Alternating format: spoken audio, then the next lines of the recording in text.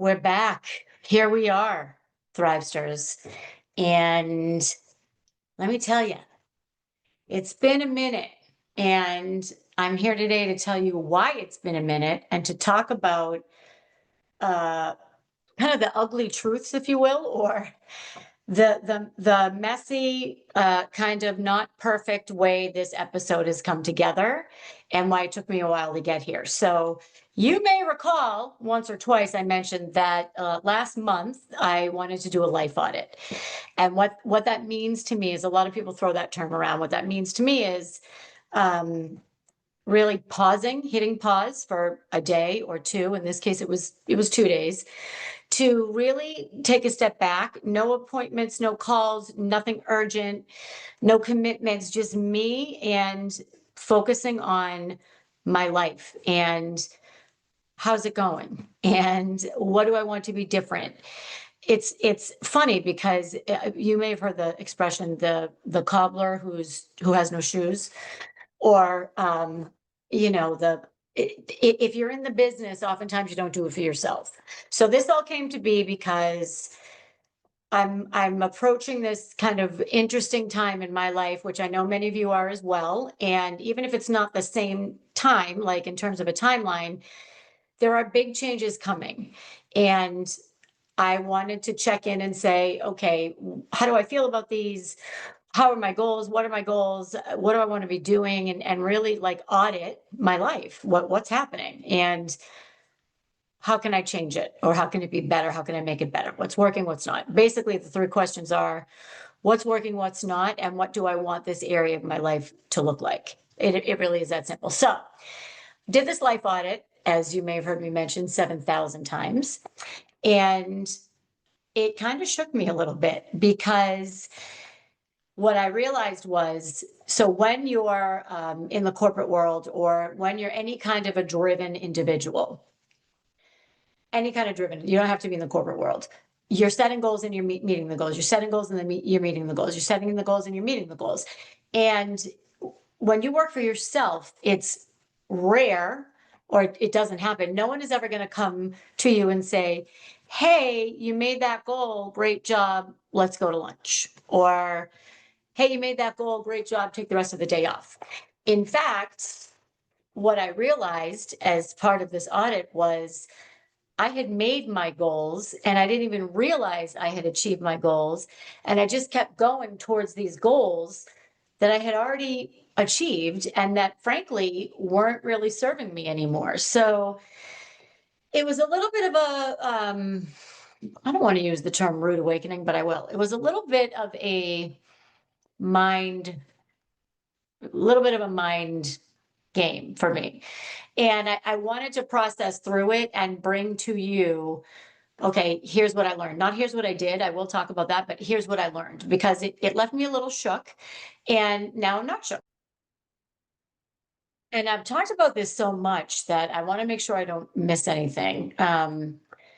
Because I've been talking about this a lot. So I think to myself, oh, they've already heard this, but you haven't. This is the first time I'm talking about it on the podcast. So the hardest part is in your life, or when you're talking about you and your goals, or you and your plans, or you and your future, is to stop, acknowledge that you've reached that goal, and really figure out, okay, well, what now? And again, this could be if you're just graduating college. It could be if your kids have just left for college. It could be if you're starting a new job. It could be if you're changing careers. It could be if you're retiring. It doesn't have to be the same circumstances as mine. It's when you've done the thing. And this has happened a few times, I remember in my life, when you've done the thing, that brass ring that you've gone for, when you've reached it, what now? What now? And what I found was I hadn't really checked in. So that's uncomfortable truth number one. You have to check in with where you are. What I hadn't realized was, as when I first started this company, or my business, I wanted to empower women to speak up and stand out. That was my number. It was about the mission, not the money, always. And I had a specific number of Fortune 100 companies I wanted to work for. I had a specific speaking fee that I wanted to achieve. That's just the competitive in me. Like, I'll know I made it when I do, when I make this much per gig. There were specific companies that I wanted to work with. There was a specific number of rotating clients, one-on-one clients that I wanted. So what I didn't realize was that was a 5-year goal. I'm very big on the 5-year goals here. And I'm going to come back to this in a minute. What I hadn't realized was I achieved it. I had been so busy in it. I never stopped. Like, probably 2 years ago, I had achieved these goals that I had. I had the number of Fortune 100 companies. I was getting the big fees. I had the number of coaching clients that I wanted, and I was checking all the metrics, and I kept going. I kept sprinting towards these goals that they'd expired. I'd already done them.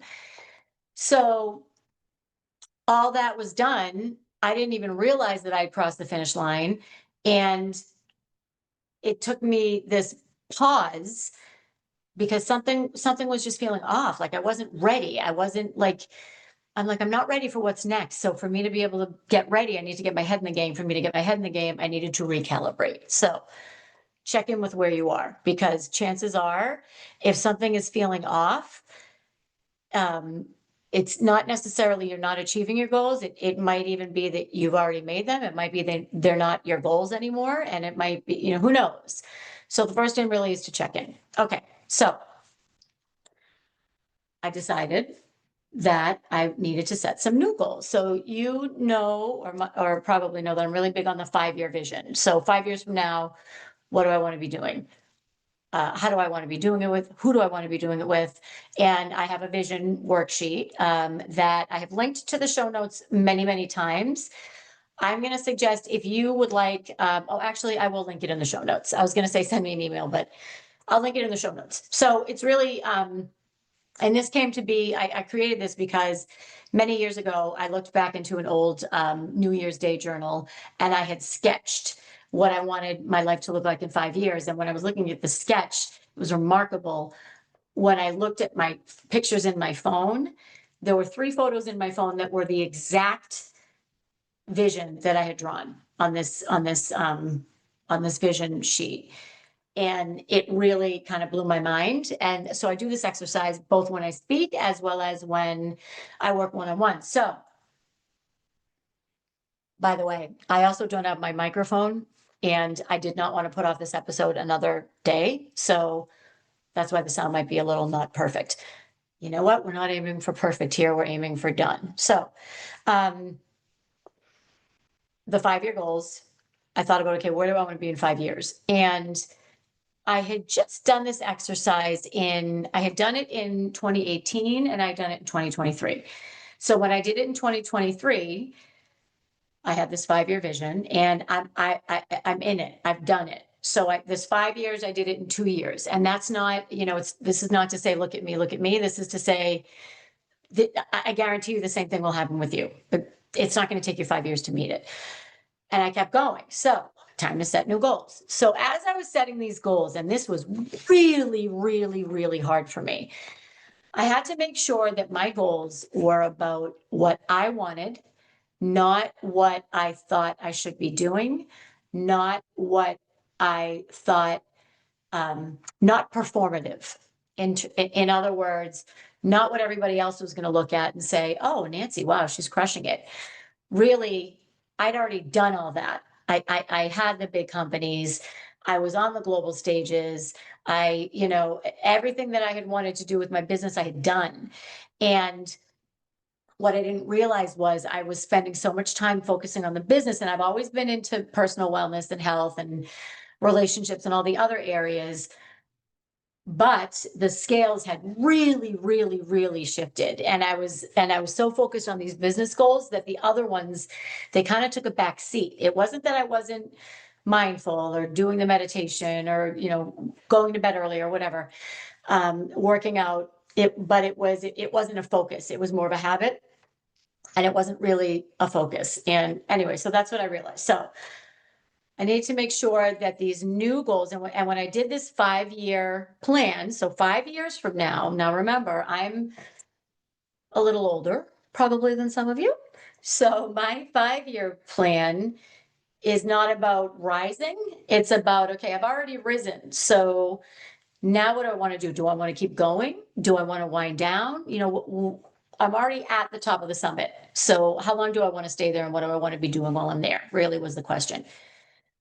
So think about it. Think about performative goals.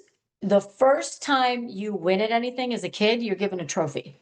Okay, the 2-year-olds, I'm sorry, the second graders, soccer.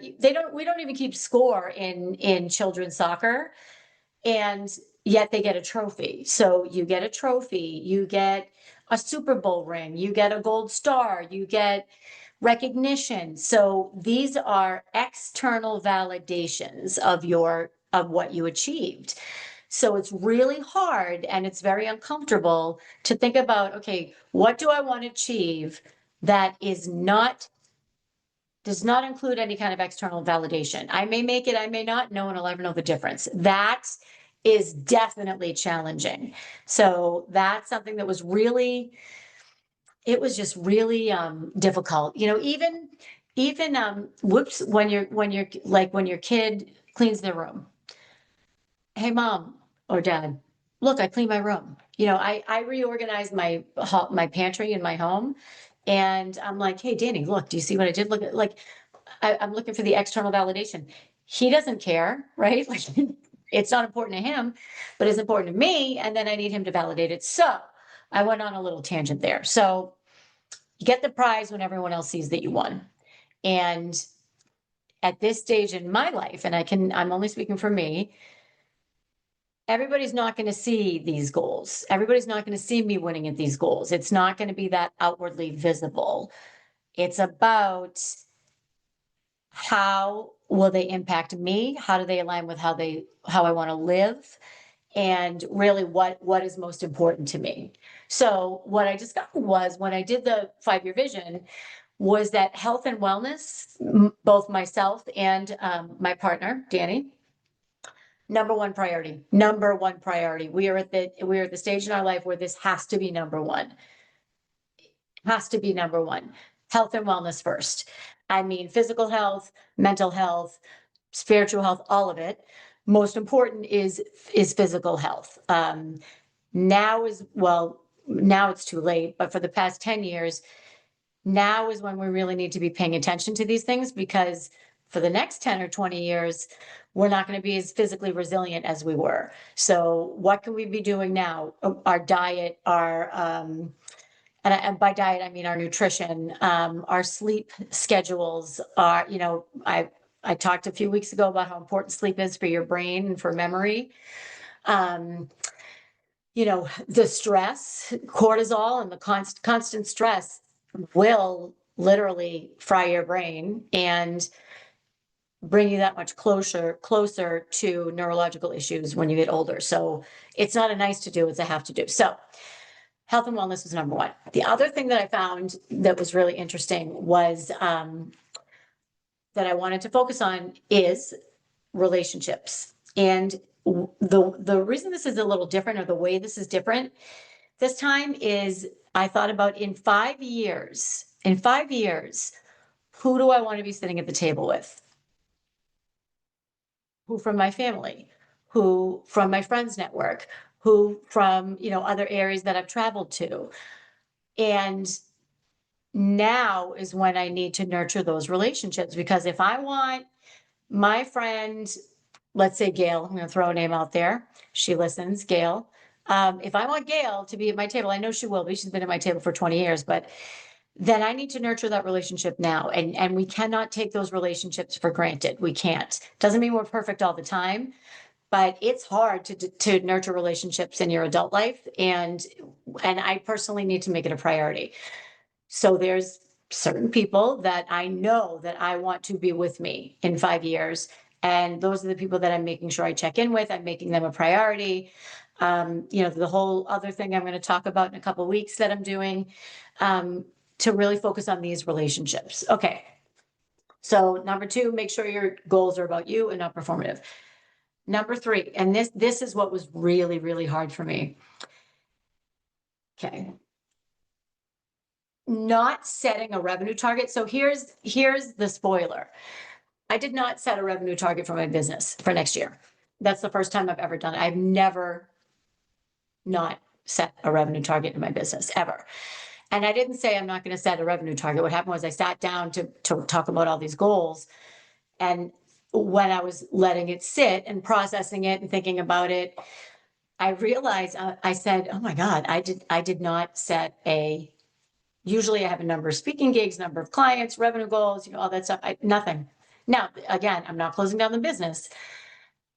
And at the same time, what I realized was because that was front and center for so long, I had purposefully and unknowingly put it on the back burner because now it's health and wellness and my relationships. Period. That's it. Doesn't mean the business is going to suffer. It means I'm going to look at the business differently and I'm going to run my business differently. So realizing that and waking up and saying, oh my God, I didn't set a revenue goal like that. I have been 30 plus years and I was in sales for 20 of those years, 25 of those years. I have always been driven by what is my number goal, always. And this was really hard for me. This was hard for me to A, realize that's not as much of a priority, and B, now I'm in uncharted territory. I'm a career salesperson. You tell me what the goal is, say it's $1 million. Great. Here's how we're going to break it down. We're going to front load it in quarter one. Quarter two, we're going to see a little bit of a dip. Quarter three, we're going to ramp up again. So the quarter four, we can kind of chill out and relax a little bit. There's no sprints at the end of the year for me. Never have had to do it because this is what I know. It's what I did my whole life. So now that's not how I'm measuring anything anymore. So that is really, really uncomfortable. So it rattled me a little bit. And it also gave me some clarity. And that's, I think, why I waited to talk about it, because I really wasn't, I'm like, what is going on here?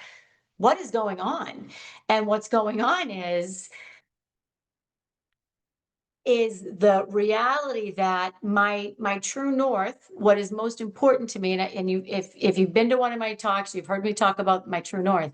My true north moved, it changed, and my priorities changed, and significantly changed, and I didn't realize it. So staring it in the face and saying, oh, okay. Saying, well, I did all this. I don't need to, people have often heard me say, I don't need to be a Mel Robbins. Mel Robbins is Mel Robbins and she's great at it. I don't need that kind of success. And in fact, a couple of years ago, see, this is really hard for me to talk about. A couple of years ago, when my business was really, really just rocket ship. And I remember a dear friend of mine who you all know said to me, well, what are you going to do if you achieve all this and you realize you didn't really want it? And I said, what are you talking about? Of course I want it. This is what I've always wanted my whole life. And she said, okay, just, it's possible that you might get that brass ring and say, well, this isn't really what I wanted, or, I don't need to keep going. And that's where I'm at right now in terms of, again, in terms of these business goals. So I feel like I'm rambling, but oh well. So, you need to keep resetting your compass, and you need to make sure that your true north is still your true north. And what I will say in closing is, so let me recap really quick. One, check in with where you are. Might have already reached all those goals. Two, make sure your new goals are yours and not performative. And three, allow yourself to be really uncomfortable. I mean, it's been a long time since I've been uncomfortable in my business. And this was like, whoa, this was a rude awakening, which turned into, what it turned into? It turned into full on, no guilt, permission to just dive into what it is that I want to do for me and for future me.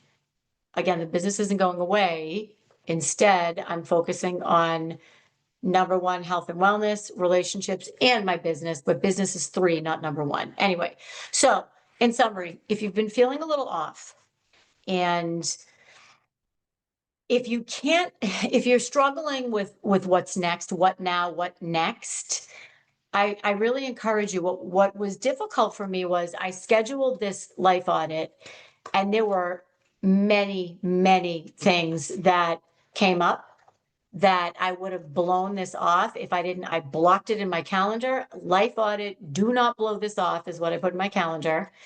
And I forced myself to really sit down. And so let me talk to you about the tactics for a little minute. So I did the 5-year vision exercise, and then I asked myself those 3 questions. What's working, what's not, and how do I want my life to be in this area? What do I want my life to be in this area? And so that didn't take me 2 days. What took me 2 days was getting in the right headspace, relaxing, clearing the decks, getting quiet, asking myself these questions, writing it all down, then kind of recapping it. And then I put it away and I went back to it the next day. And it wasn't until I went back to it that I realized, wow, this is really different from anything I've ever done in terms of setting these goals and the priorities moving forward. So that's what I got. That's what I have for you, Thrivesters. It's been a trip. So the vision exercise is going to be in the show notes. If you would like your own life audit, if you would like to talk to me about a life audit, I reformatted the program so that I can do it one-on-one. I'm happy to talk to you about it. Just shoot me an email, nancymedoff@nancymedoff.com. We can talk about it. I can talk you through kind of the tools I used, and I can provide some accountability for you. So if it's something that you think you might want to do, let's talk. What else? I think that's it. I have a very special guest coming up. This is a big one. So this is one of my childhood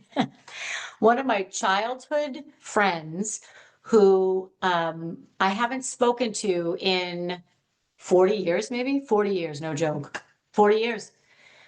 She is a coach. She's a coach, and we've got in touch on social media, and I love what she puts out. And she's commented, she's said a couple of things to me about some of the stuff I put out. I said, why don't you come on my podcast? Let's talk about reinvention. This woman has faced significant adversity and reinvented herself numerous times. And I think you're really going to like her story. So until then, Thrivesters, go out there and thrive like you mean it. And if this episode had you thinking of someone, send it to them. Please send it to them, because if you're thinking about them, I guarantee you they need it. Peace out, Thrivesters.